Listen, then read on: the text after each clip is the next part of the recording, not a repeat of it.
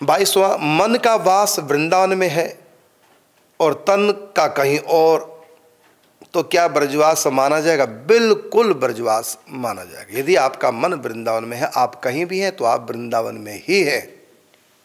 बिल्कुल ठीक बात।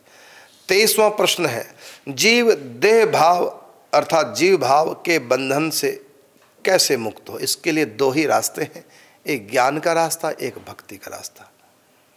ज्ञान का रास्ता यह है कि प्रकृति के द्वारा निर्मित ये शरीर, इंद्रिय कर्मेंद्रियां, मन बुद्धि चित्त, ये सब प्रकृति के विकार है।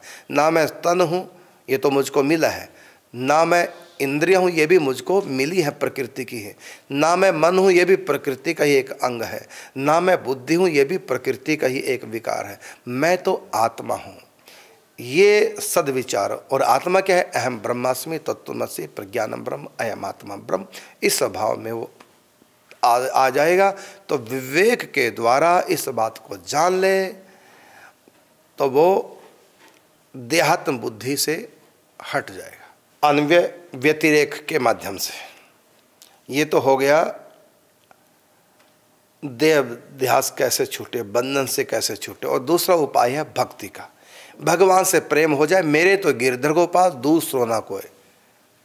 तो गिरधर गोपाल में मेरापन जग जाएगा तो सबसे मेरापन अपने आप हट जाएगा, देहाध्यास भी हट जाएगा। तब इस शरीर के अंदर हमको भाव देह प्राप्त होगा, सखी का या सखा का।